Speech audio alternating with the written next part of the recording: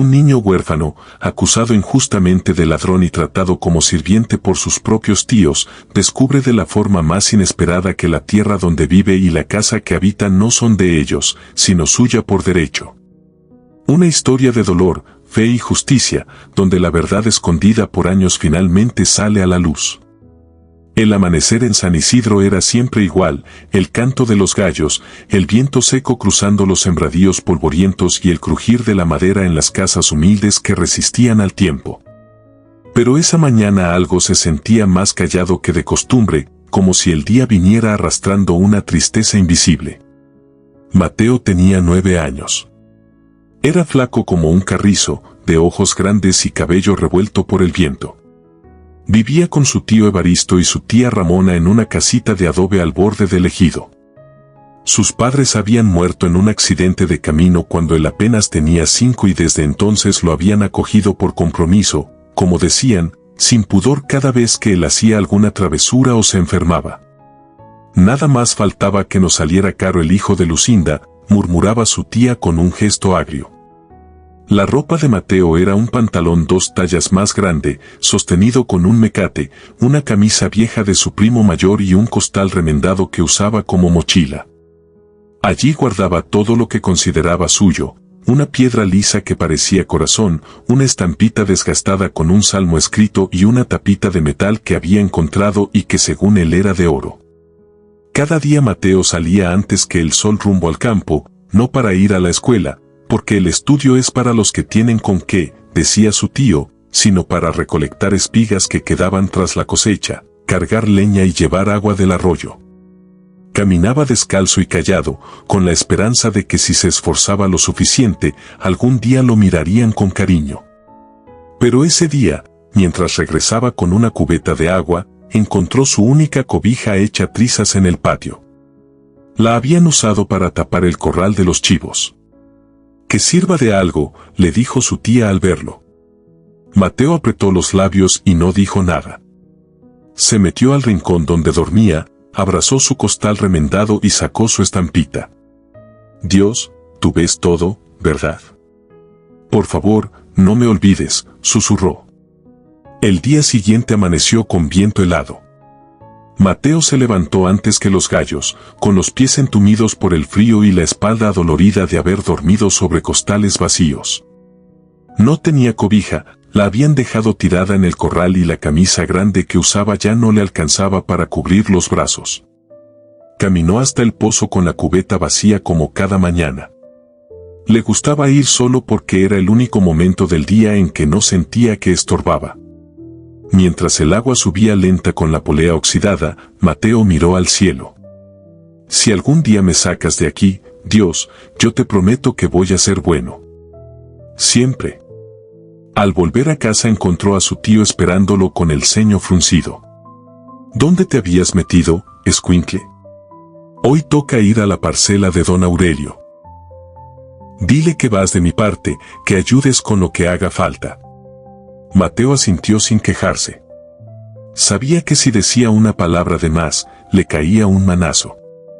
Don Aurelio era un hombre viejo, huraño, que vivía solo. Su campo estaba a 1 hora a pie detrás de los cerros secos. Mateo caminó sin descanso, con el sol golpeándole la nuca y las piedras clavándose en sus pies descalzos. Al llegar, don Aurelio lo recibió con un gruñido y una azada. «La tierra no se trabaja sola», le dijo, y lo mandó directo al surco más duro, donde ni el monte crecía. Mateo trabajó sin parar.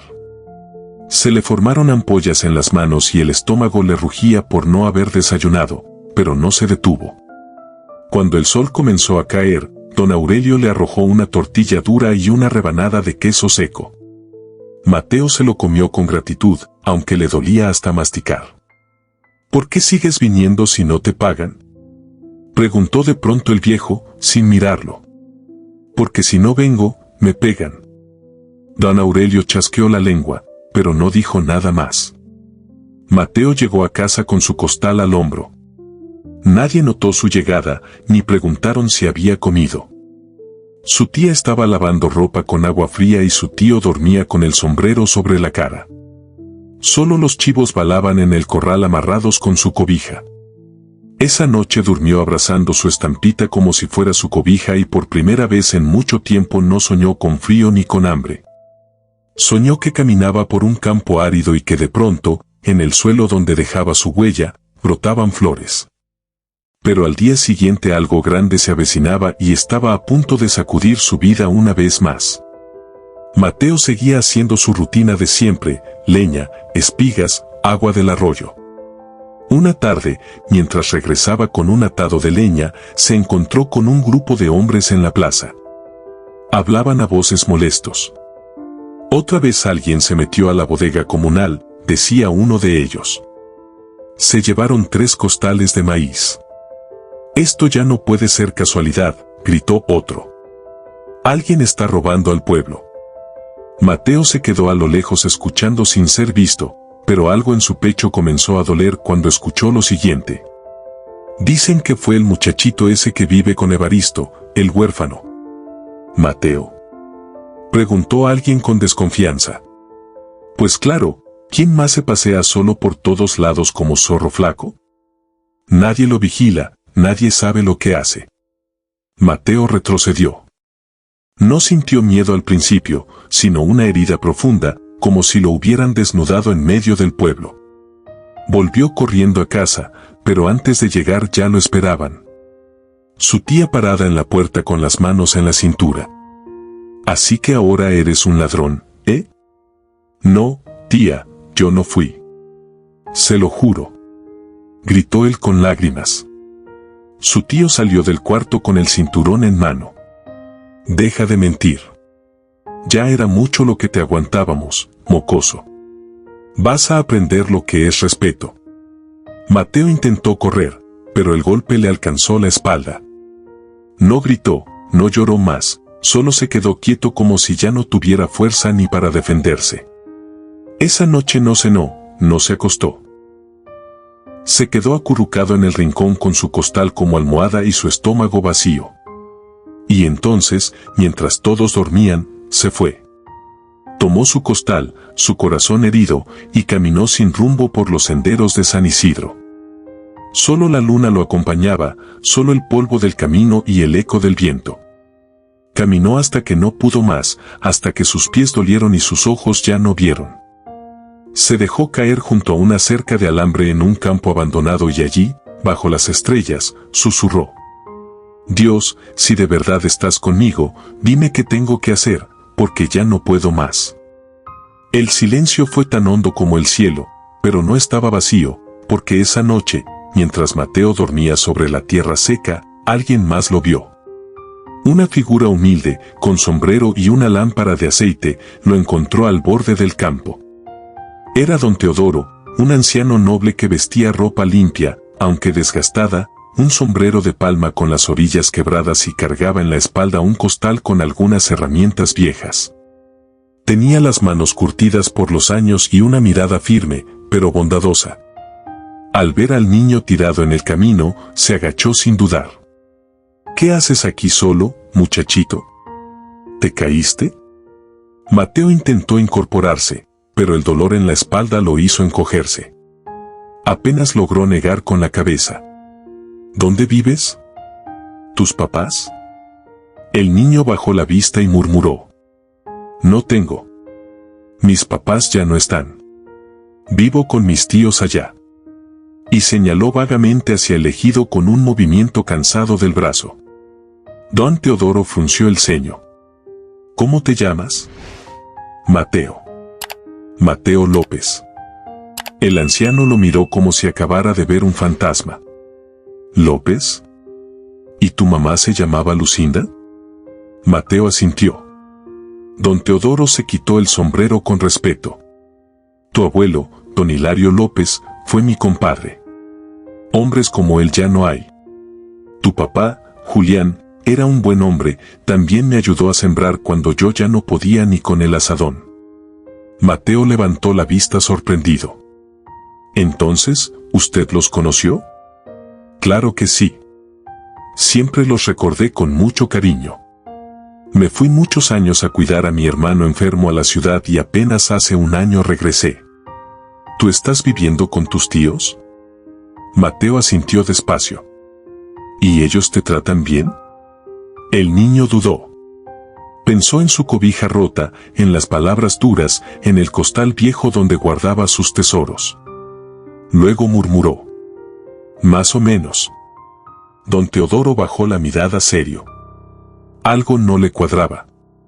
Él recordaba bien aquella parcela. Los papás de Mateo se la habían mostrado con orgullo un día. Le dijeron que la habían comprado con sus ahorros, que era para su hijo, para que un día no tuviera que pedirle tierra a nadie. Mateo, esa casa donde vives, ¿sabes si tu tío la compró? No lo sé. A mí solo me dejaron quedarme por lástima. El viejo apretó los labios, algo dentro de él se agitó.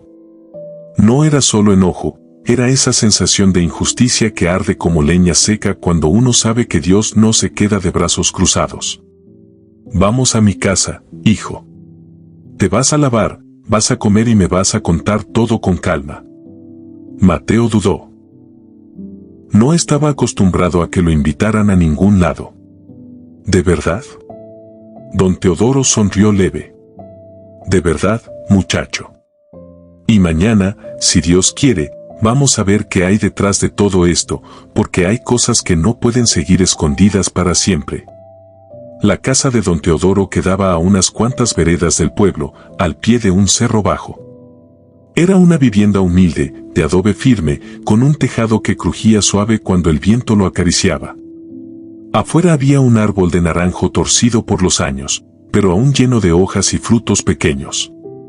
Mateo entró con los pies arrastrando polvo, la mirada baja y una mezcla de miedo y asombro en el pecho. Nunca había estado en una casa donde no lo regañaran apenas cruzar la puerta.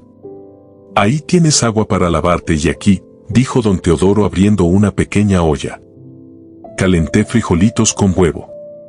¿Te gustan? Mateo no respondió. Se le hizo un nudo en la garganta. Olía a leña buena, a comida real, a hogar. Se sentaron a la mesa. Don Teodoro comía despacio mientras el niño tragaba con ganas, pero en silencio, como si en cualquier momento alguien le fuera a quitar el plato. Come tranquilo, hijo. Aquí nadie te va a apurar. Y fue entonces que Mateo, por primera vez en mucho tiempo, sintió que podía respirar hondo sin miedo. Después de comer, don Teodoro le prestó una camisa vieja, pero limpia, y un pantalón con cinturón de mecate. Le preparó un rincón con una cobija gruesa y una almohada que olía a madera seca y jabón. Antes de dormir, Mateo sacó su estampita de salmos, la colocó junto a la cama y susurró: Gracias, Dios, por hoy. Al día siguiente, don Teodoro se levantó temprano y comenzó a buscar entre unos papeles viejos guardados en una caja de madera. Allí, con manos temblorosas, encontró lo que buscaba, una copia del contrato de compraventa de aquella parcela. Tenía los nombres de Julián y Lucinda y un detalle al pie de página que lo dejó helado: herencia automática al hijo en caso de fallecimiento. Mateo era el dueño legítimo de aquella tierra. No su tío, no su tía, el niño. El viejo apretó los labios. Ya entendía muchas cosas. Más tarde, mientras el niño barría el patio con gusto, como si barrer tierra ajena con cariño fuera su manera de agradecer, don Teodoro se sentó junto a él. Mateo, tu tío trabaja esa tierra. Sí. ¿Y tú qué haces? Recojo leña, cargo agua, limpio el corral. A veces siembro con él, pero dice que no le estorbe. Don Teodoro se acomodó el sombrero. Hijo, esa casa donde vives y esa tierra eran de tus padres y tengo pruebas. Tú deberías estar ahí, no por lástima, sino como dueño. Mateo lo miró con los ojos abiertos como platos, pero no supo qué decir. El corazón le latía tan fuerte que pensó que se le iba a salir. ¿Y eso qué quiere decir? Que tus tíos han mentido, hijo, que alguien debe responder, pero lo vamos a hacer bien, con respeto, con verdad. Mateo apretó su estampita. Su madre siempre le decía que Dios veía todo, pero él no pensó que ver significara también actuar. ¿Y si se enojan? Don Teodoro le sonrió con ternura. Los que temen a la verdad siempre se enojan, pero Dios no deja solo al que es justo. Y esa tarde, con el sol cayendo tras las montañas, el anciano y el niño caminaron juntos rumbo al ejido, con papeles en mano y con la verdad empezando a respirar por fin. Cuando llegaron, don Teodoro pidió hablar con el comisariado. Llevaba los papeles bien guardados, pero el corazón firme. No vengo a buscar pleito, dijo con la voz clara. Vengo a hablar con pruebas. Los vecinos comenzaron a acercarse curiosos. Mateo se mantenía detrás de don Teodoro, apretando su costal con ambas manos, como si en cualquier momento fueran a correrlo otra vez. Este niño, continuó el anciano señalando a Mateo, es hijo de Lucinda y Julián López, gente buena, trabajadora. Esta tierra fue suya. Yo tengo los documentos que lo prueban y, por si a alguien le queda duda, la cláusula es clara, herencia automática al hijo en caso de fallecimiento. Un murmullo recorrió a los presentes. El tío Evaristo y la tía Ramona aparecieron entre la gente, pálidos, tensos. Eso no prueba nada, gritó Evaristo. Nosotros lo criamos, nos pertenece. ¿Esa casa por derecho de crianza y también por derecho de maltrato? Respondió don Teodoro sin alzar la voz. ¿Por el derecho de usar a un niño como sirviente y golpearlo cuando se defiende? El comisariado pidió silencio. Ramona levantó la voz con rabia. Él se robó el maíz de la bodega comunal. Que no se les olvide eso. Fue entonces que sucedió. Una mujer del pueblo, doña Felipa, levantó la mano. Yo quiero decir algo. Ese día que se perdió el maíz, yo vi a Evaristo saliendo de la bodega con un costal al hombro. Me pareció raro, pero me dijo que era encargo del comisariado. Mentira, dijo él. Esa vieja está confundida. ¿Confundida?, interrumpió el comisariado. Entonces explica a dónde llevaste ese costal, si según yo no lo pedí. Los murmullos crecieron y Evaristo no pudo decir nada más para defenderse. Seguirán las investigaciones, pero lo que sí está claro es que acusaron a un inocente. Mateo temblaba, no sabía si llorar o correr, pero don Teodoro le puso una mano en el hombro. Hijo, ya no tienes que esconderte. Dios habló por ti. ¿Y qué va a pasar con la casa?, preguntó el niño con un hilo de voz. Lo que dicta la ley, dijo el comisariado. Esa tierra es tuya y quien no lo acepte se las verá con la justicia. Esa noche Mateo volvió a su casa, pero no por la puerta trasera. Entró con don Teodoro, con el respaldo del pueblo y con los papeles en la mano. Se arrodilló y susurró. Gracias, Dios, tú sí me viste. Los días pasaron. Evaristo tuvo que responder por lo robado y tanto él como Ramona fueron obligados a abandonar la casa. El pueblo, avergonzado, comenzó a mirar a Mateo con otros ojos. Pero él no cambió, seguía saliendo temprano, ahora con zapatos.